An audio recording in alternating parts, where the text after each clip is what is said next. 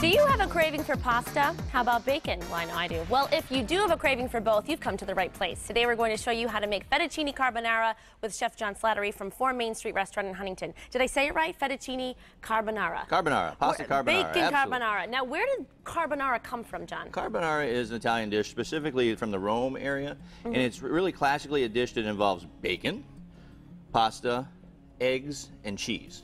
And it's just an incorporation of those ingredients. It's a very simple throw together kind of meal. You can make it quick at the end of the meal. Very traditionally, it was served with fresh peas. I was able to source some. I was able to, through social networking last night, I was able to get some garden fresh peas because they're just about out of season, but I was able to get us some fresh ones. Otherwise, we could use frozen peas. Social networking, gotta love it. You get some fresh peas out of it, it's great. Yep. And you have a lot of other fresh ingredients here. That you didn't just take packaged bacon here. No, well, I have a nice Applewood smoked fat back bacon that I use, and so I sliced about 8 slices off of that, and I had chopped it up, and I had cooked it in the pan here until it was nice and crispy like this. And then I took it out of the pan, and in the grease from the bacon, I cooked some garlic and some chopped onions and a little salt and pepper. And what kind of onion did you use? I just used some Spanish yellow onion. Okay. Now, this dish is made that you kind of do everything once you start while you're cooking your pasta. Now, the pasta's already cooked. I had already You're throwing cooked the it back in some hot water? Right, because normally you would cook the pasta right as, because of timing for TV, I had to have it just right. So as the pasta finishes, which will be just another minute, we'll be putting everything together. That's a good idea. You can do that at home too, I guess, right? You can cook your pasta first and then heat it up later. But this dish is made because the heat of the pasta is going to cook the final part. So we're going to do in this bowl here, we're going to put 3 eggs. All right. And a half a cup of Parmesan cheese. Oh. These ingredients are and good. This is shaved Parmesan that I grated down, so it's grated Parmesan, so it'll incorporate in the dish better. And about a half a cup of heavy cream. All right. We're going to whisk that together. Whisk it all. Any technique to this? Just whisk it all together? Get it all together. We're going to add our pepper in here. Pink salt? You're going to use some pink salt for this too? The Himalayan pink salt. I like that one. We use it all the time. Gives it a lot of flavor. All right. Pepper in our sauce. All right, so we've got that all whipped together really nicely. And then in this pan here, I've got that onions and garlic. I'm going to cool it down a little bit with a little bit of more cream to pick up all the rest of that grease flavor too. Now that's on high, right? You're really sizzling that. That was just to warm it back up. Okay. And so now we've got that nice and cool down. Oh, it smells amazing. We're going to take the pasta and strain it.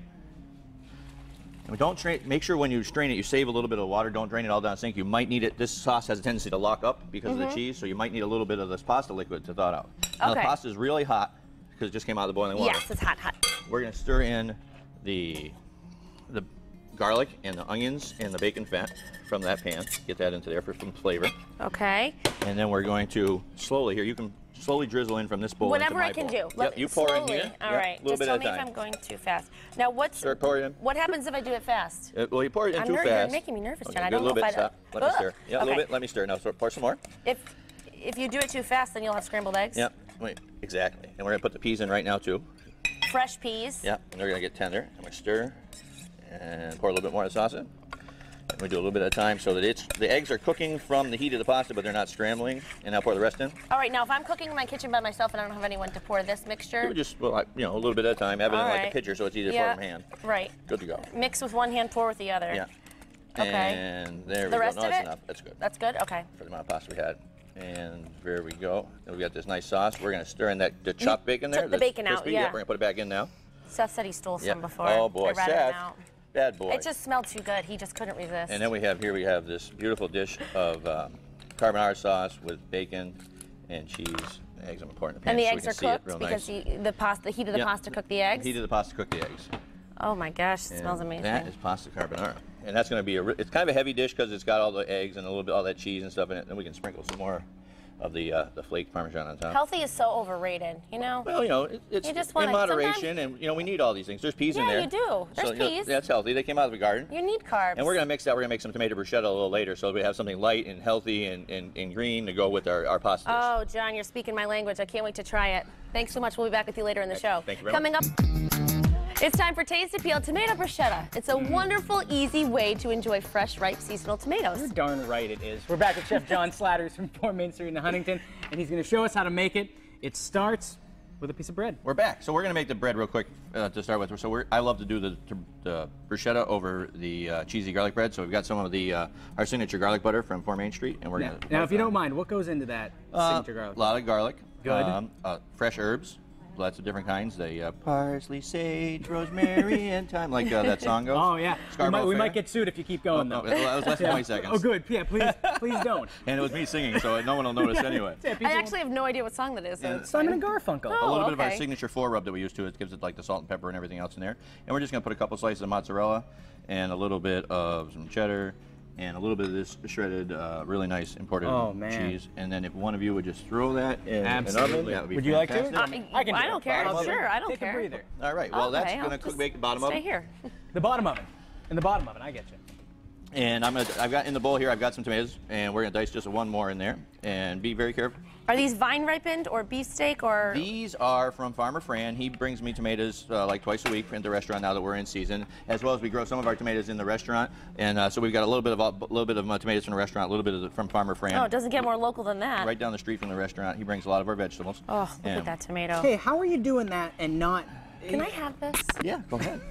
I love tomatoes. Look how red they are inside too. That's that's a great thing. Oh my goodness. Is it the kind of knife you're using? Because every time I try to cut tomatoes, what happens is they squish together, Yeah. and I can't serrate it with the knife. Yeah, you need a serrated knife, and that's an important part. A sharp serrated knife. And, But that one doesn't look very serrated to me. It's new, and that's the thing. If you have an inexpensive knife, if it's new, it's going to be nice and sharp, and if it's not so much, then it's it's going to get dull. Serrated it knives makes it can't really be difficult. sharpened, so they're kind of like a disposable item you almost. just get as more far as serrated inexpensive knives ones go. of those. Or get a really nice knife and a sharpening stone. You can work at it. Can I try that? Yeah, sure. This is Farmer Fran's tomato? These are Farmer Fran's tomatoes. Oh yeah. my goodness, The big Farmer one. Fran. You have some good This tomatoes. is so easy. And he gave us some of this beautiful New Zealand spinach, so we're going to put these. Does it have a different flavor than regular spinach? It's got a little more of a peppery bite. I'm loving this. This is the It's very serrated knife. pretty. I don't have any serrated knives in my house. We're gonna lay Well, out our Seth. garlic bread. Looks like someone's going Time to a for you to kitchen get a store serrated today. knife. Yeah. Look at Yeah. you. Look I at know that. that. Okay, so that's All right, the so we got lots finished of tomatoes, so we're going to throw the tomatoes in here. cheesy garlic bread. And the cheesy garlic bread, we did a TV thing where you put one in the oven and we pulled one out of the oven. The magic. Yeah, I love it. Doesn't it make you feel cool? when It you is do some really magic, cool. though? Yeah. So, and then we're going to get that. And now I got some of the basil from the plants that I grow in the windowsills at the restaurant here. Okay, so we have basil, and now that's more. Is that more cheese in there?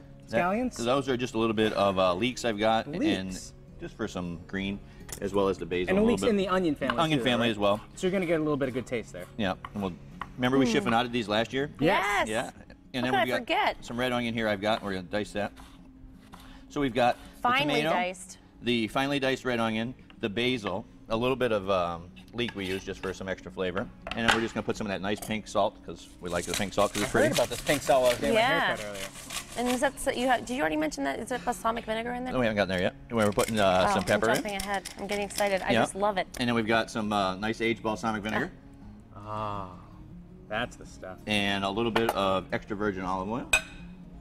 Yes, please. This all looks so good. And then you add it to the cheese bread. Then we're going to stir it all together. Do you And let it marinate in the we fridge? talked about that. It's fresh, so it's going to have really great fresh flavor. We can serve it right now, or it can sit in the fridge for 6 hours, or going to sit in the fridge for 3 days. It's going to be. It's only gonna like congeal that flavor up. Yeah, a it's little going bit. to. Oh, yeah. The tomatoes and the onions are going to absorb the balsamic Oh vinegar, my goodness. and then we're just going to put a little bit more spinach.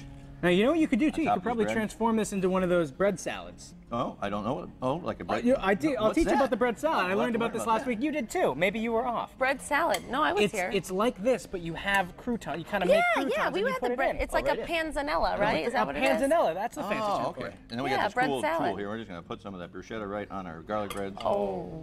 And we got that nice pasta carbonara we made earlier. This is one very And delicious some more of Italian. that shredded Why cheese. How not? pretty that is. And then we'll do a little bit of pepper. Looks Oh, like you John. made this for TV or something. Look at how And then pretty. We'll pick a really pretty one here. With the basil. Little basil sprig on top. And voila. I can't Tomato concentrate, bruschetta, cheesy John. bread, pasta carbonara. I know. Let's go to commercial so we can eat all this. That looks amazing. Thank you for sharing the recipe. Coming up You're welcome. on